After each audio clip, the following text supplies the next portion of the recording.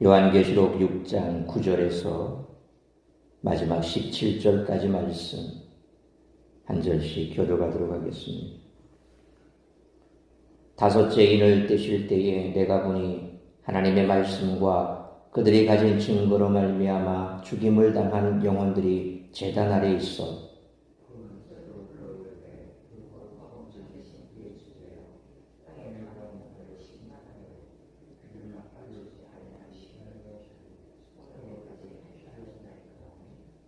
각각 그들에게 흰 두루마기를 주시며 이르시되 아직 잠시 동안 쉬되 그들의 동무종들과 형제들도 자기처럼 죽임을 당하여 그 수가 차기까지 하라 하시더라.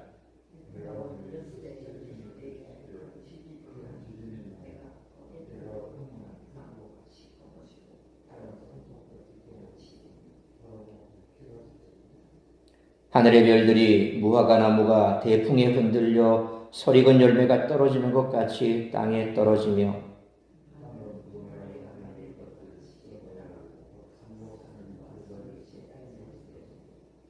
땅의 임금들과 왕족들과 장군들과 부자들과 강한 자들과 모든 종과 자유인이 굴과 산들의 바위 틈에 숨어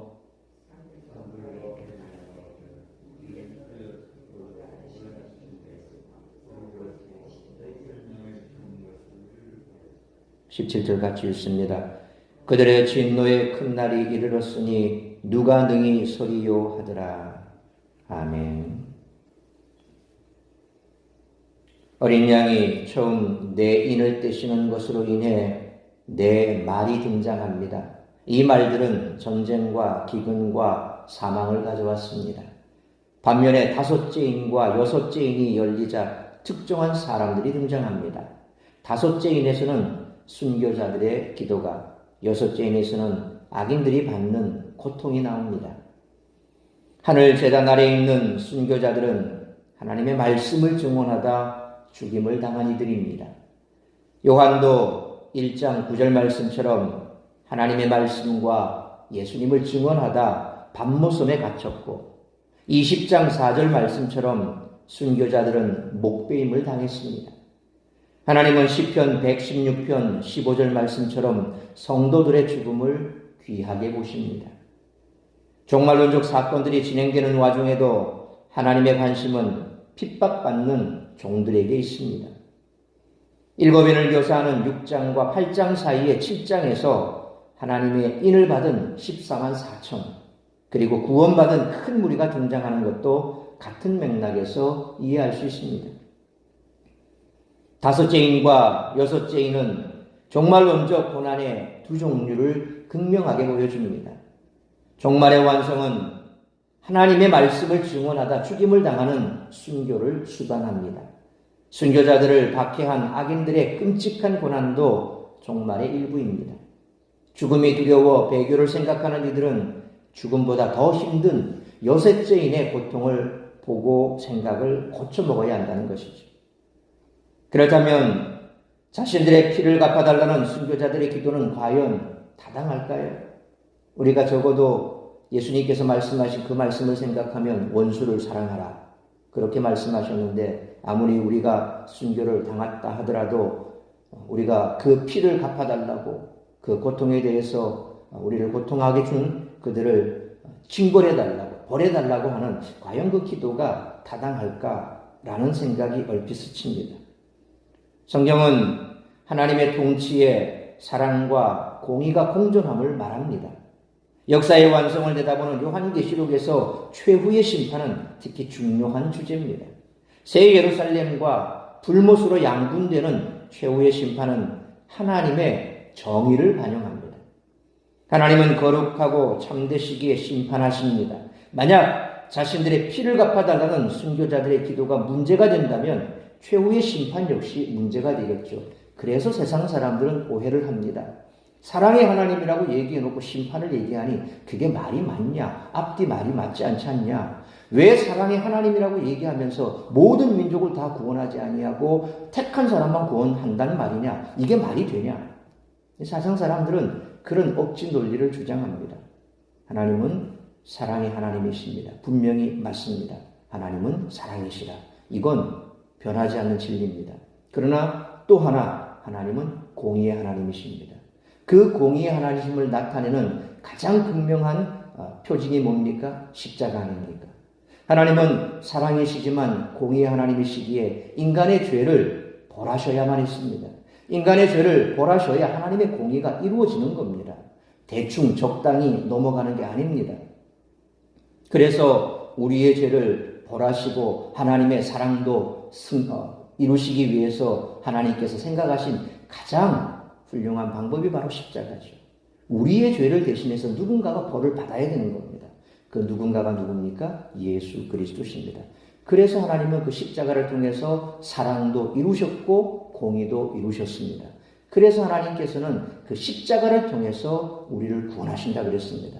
구약시대에 모세가 하나님께서 불뱀에 물려 죽는 사람들을 구원하고자 외쳤을 때 사람들의 고통 소리를 듣고 모세의 기도 소리를 듣고 하나님께서 알려주신 방법이 뭡니까? 장대 높이 녹뱀을 달아라.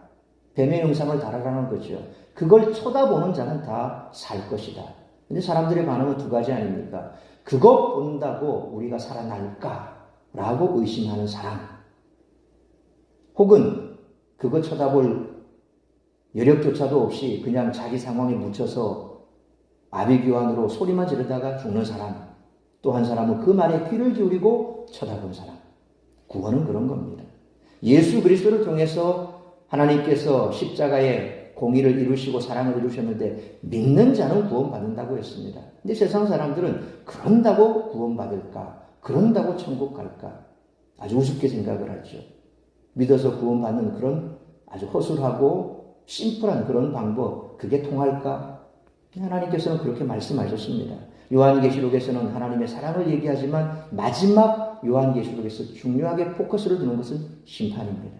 이제 지금까지 수많은 사람들을 통해서 구원을 외쳤지만 마지막 순간에 그 구원의 소리에 귀를 기울이지 아니하고 너희가 거기에 귀를 기울여 돌이키지 않은 너희는 심판을 받는다. 결국 하나님께서는 이처럼 새 예루살렘에 하나님의 백성으로 입성하는 자들, 불못에 던져질 자들, 그렇게 하나님의 정의가 반영이 되는 곳이 바로 마지막 심판의 자리죠. 그것을 요한계시록은 말씀하는 겁니다. 하나님은 거룩하고 참되시기에 심판하신다는 겁니다. 만약 자신들의 피를 갚아달라는 순교자들의 기도가 문제가 된다면 최후의 심판 역시도 문제가 되겠지요. 왜냐하면 회개를 끝까지 고부한 자들에게는 심판이 임하기 때문입니다. 그러니까 마지막까지 회개하지 않는 자는 심판하지 않는다면 하나님의 공의는 물거품이 된다는 겁니다. 그러므로 교회는 예수님을 믿음으로 구원받는다는 복음뿐만 아니라 예수님을 거부함으로 받게 되는 이 종말론적 심판의 메시지도 함께 전해야 한다는 거죠. 천국만 강조할 것이 아니라 지옥도 있다는 것도 강조해야 된다는 겁니다. 세상 사람들이 마지막 심판 때에 있어서 예수 그리스도를 믿지 않으면 어디로 가느냐를 강조하라는 거죠. 이상과 같이 오늘 본문은 어린 양이 5째, 6째 인을 떼실 때에 벌어질 장면을 묘사해 줍니다. 순교자들이 부르짖고 진노의 날에 해와 달과 별들이 변하고 무시무시한 재앙이 일어나고 사람들이 두려움에 떠는 모습이 묘사가 되고 있습니다. 성도가 믿음을 지키기 위해 많은 고난을 견디고 심지어 순교의 자리까지 나아가는 이유는 승리와 영생에 대한 소망이 있기 때문입니다. 따라서 오늘 본문의 말씀을 통해 우리들이 깨달아야 할 것은 첫째로 9절로 11절 말씀처럼 성도는 순교자적 믿음으로 살아야 한다는 것입니다. 9절 말씀처럼 요한은 어린 양이 5째 인을 떼실 때 하나님의 말씀과 그들이 가진 증거로 말미암아 죽임을 당한 영혼들이 제단 아래에 있는 것을 보았습니다. 이는 그리스도의 복음을 전하고 담대하게 고백하다가 박해자들에게 죽임을 당한 순교자들의 영혼입니다. 그들은 10절 말씀처럼 하나님을 거룩하고 참되신 대주제로 부르면서 자신들의 생명을 빼앗은 악인들을 심판하셔서 자신들의 피를 갚아달라고 부르짖었습니다. 이는 로마서 12장 19절 말씀처럼 원수 갚는 것이 하나님께 있으니 하나님의 진노하심에 맡기라는 말씀과 부합한 것이죠. 그러자 11절 말씀처럼 그들에게 흰 두루마리가 주어지면서 아직 잠시 동안 더 기다려야 한다는 음성이 들립니다. 여기서 흰옷은 묵시문학에서 주로 천국 상급의 영광을 표시합니다. 따라서 믿음의 여정에서 성도들이 타협하지 않고 신앙의 순수성을 지킬 때 주께서 갚아주실 것입니다. 순교자들의 이러한 호소는 단순히 개인적 복수의 차원을 넘어 하나님과 그리스도의 원수로 행한 악인들을 하나님이 속히 공의로 심판해 주시기를 단언하는 것이죠. 우리가 시편을 읽어봐도 시편 기자는 그렇게 하나님 앞에 단언을 했습니다. 악인들이 저렇게 나를 죽이려고 지금 당장 활시를 놓기만 하면 그 화살에 인해서 내가 죽을 수밖에 없는 상황인데 하나님 나를 돌아보지 않습니까? 악인들이 언제까지 저렇게 악을 저지르는 것을 하나님 보고만 계실 겁니까? 시인은 그렇게 하나님 앞에 막 쏟아붓습니다. 그런데 하나님께서는 그 기도에 대해서 아니야, 그건 옳지 않아라고 말하지 않습니다. 다 듣고 계십니다. 우리가 고난을 당할 때 하나님 앞에 그렇게 우리의 속내를 다 틀어놓는 거, 그거 하나님께서 너 잘못했다라고 야단치지 않습니다. 어디 가서 그걸 쏟아놓겠습니까? 우리를 대적하는 그들 앞에 가가지고 그냥 막 쏟아놓습니까? 그건 옳은 것은 아니지요. 사람 앞에서 그렇게 쏟아놓는 것, 그 영적 전쟁에 있어서 그거는 어리석은 짓입니다. 왜 그렇습니까? 사탄이 그 배후에서 그를 조종하고 그래서 우리 믿는 자들을 할 수만 있으면 넘어뜨려서 믿음으로부터 꺼내내려고 하는 게 사탄의 수법 아닙니까? 이 세상 속에서 우리가 영적 전쟁을 할 때 사람을 상대하는 것이 아니죠. 우리는 혈과 육을 상대하는 싸움이 아니라고 분명히 성경은 말했습니다. 그러니 우리는 어디다 쏟아놓습니까? 하나님 앞에 쏟아놔야지. 하나님께서 해결해 달라는 겁니다. 이게 바로 순교자들의 단언이요. 그 단언은 옳다는 것입니다. 그러므로 주님의 때와 주님의 일하심을 기다리십시오. 믿음은 기다리는 것입니다.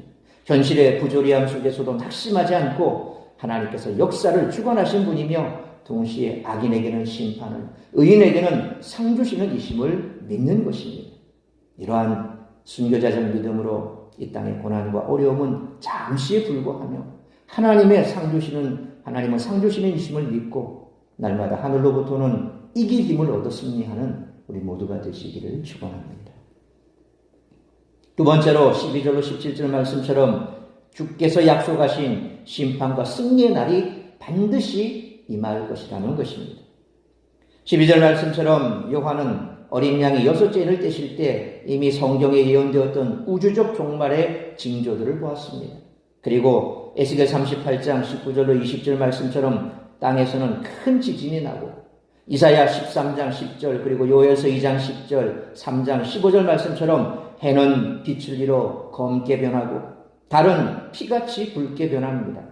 그리고 오늘 본문 13절로 14절 말씀과 이사야 34장 4절 말씀처럼 하늘의 별들이 땅에 떨어지고 하늘이 두루마리가 말린 것 같이 떠나가고 산과 섬들이 제자리에서 옮겨지는 두려운 광경을 목격했습니다. 이것은 천재지변을 말합니다.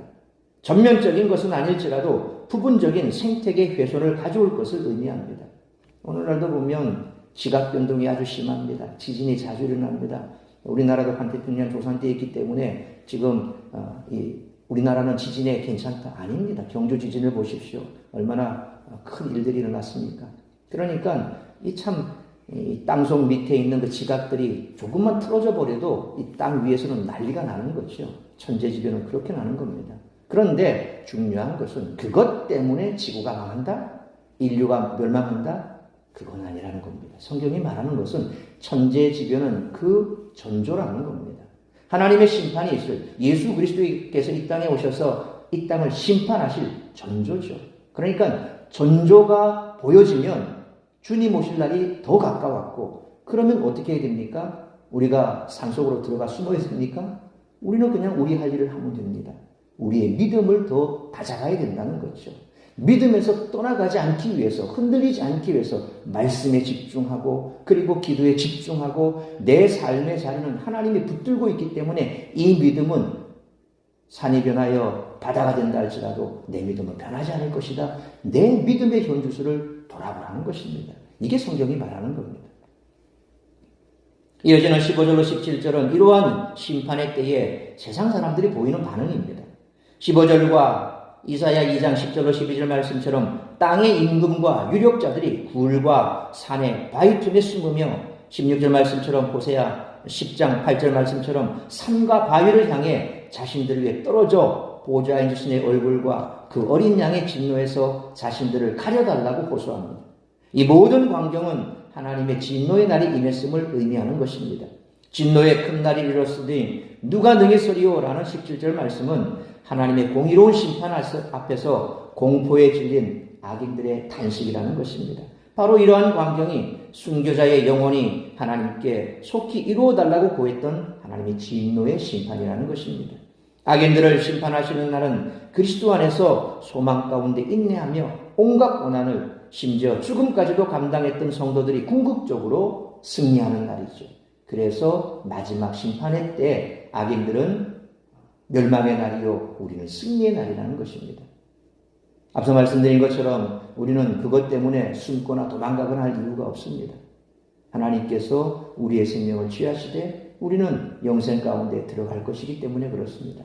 그러니까 우리가 마지막 때가 다가왔다고 두려워 떨거나 혹은 그것 때문에 뭐 움츠리고 도망가고 어디 피신가고 어디를 피신가겠습니까?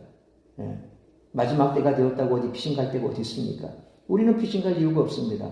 우리는 영원한 천국에 들어간다는 것이죠. 그 믿음을 굳게 잡으라는 겁니다. 그러니까 자꾸 다른 이상한 이단들이 뭐 마지막 천국 때 우리가 가야 될 곳은 저곳이다. 그래서 뭐 어디 뭐 피지 섬에 가서 뭐 자기들의 왕국을 만들어 놓고 거기서 하는 게 뭡니까? 뭐 전부 다 그냥 노동 착취만 당하죠. 그런데 속을 이유가 없습니다. 우리는 우리의 삶의 자리를 지키면 됩니다. 내가 서 있는 그 자리가 주님께서 나를 부르실 자리입니다. 그걸 알아야 됩니다. 그러니까 요한계시록 말씀을 통해서 우리가 알아야 될 것은 이런 징조가 왔을 때 주님이 가까이 왔다. 그리고 이런 징조를 보거든 우리의 믿음을 더욱더 굳게 잡고 그 자리에서 주님께서 주신 명령대로 성실히 우리의 삶을 살면 된다. 그와 같은 믿음을 굳게 잡으셔야 한다는 것입니다. 그러므로 주께서 약속하신 심판과 승리의 날이 반드시 임할 것을 믿고 끝까지 인내하여 소망을 이루는 우리 모두가 되시기를 축원합니다. 사랑하는 성도 여러분, 성도의 영적 싸움의 대상은 복음을 대적하는 사람들이 아닙니다. 그들을 통해 어떻게든 성도들을 넘어뜨리려는 사탄과의 싸움임을 우리는 잊어서는 안 됩니다. 그러므로 하나님을 대적하는 자들에게 하나님이 결국 심판을 행하시기까지 오직 믿음으로 사탄의 유혹과 위협을 물리치고 승리하는 우리 모두가 되시기를 주님의 이름으로 축원합니다. 기도하겠습니다. 걸어가신 아버지 하나님, 은혜와 사랑을 감사합니다. 오늘도 말씀으로 예배로 이 하루를 시작하게 하시니 감사합니다. 오늘도 우리에게 주신 말씀 가슴에 새기며 주님 이 땅에 다시 오실 그날이 가까이 왔을 때에 어떠한 이 땅에 징조가 있는지 우리는 그것을 눈여겨보고 또 귀담아 듣고 말씀 앞에 우리의 모습을 돌이켜보면서 주님 앞에 기도하며 말씀 위에 굳게 서서 좌로나 우로나 치우치지 아니하고 마지막 주님께서 이 땅에 오실 그날을 기대하며 기다리는 우리 모두가 되게 하여 주옵소서. 믿음으로 인내한 자에게는 반드시 승리가 보장되어 있다는 사실을 잊지 않기를 원합니다. 우리가 마지막이 되었을 때에 세상 사람들처럼 피할 곳을 찾아 숨는 것이 아니라 우리의 삶의 자리에서 한 영혼이라도 더 구원하기 위해서 그들에게 이 심판의 메시지를 전파하고 요나처럼 세상 사람들이 싫어하고 믿는 자들이 싫어하는 그 니느웨 성에 가서라도 하나님께서 말씀을 전하실 때에 말씀대로 순종하는 삶을 산다면 우리는 결코 두려워할 것이 없습니다. 우리에게 있어서 최후의 심판은 승리의 날입니다. 그러므로 오늘 다시 한번 우리의 삶의 자리를 돌아보게 하여 주옵시고 내가 지금 벌어지는 이 땅에서 이 많은 일들에 대하여 어떻게 생각하고 있는지 정리하고 그리함으로 주님께서 이 땅에 다시 오실 그날을 믿음으로 인내하며 기다리고 감사함으로 오늘 한 날을 살아가는 우리 모든 성도들 되게 하여 주옵소서. 이 모든 말씀 우리 주 예수 그리스도의 이름으로 기도하옵나이다. 아멘.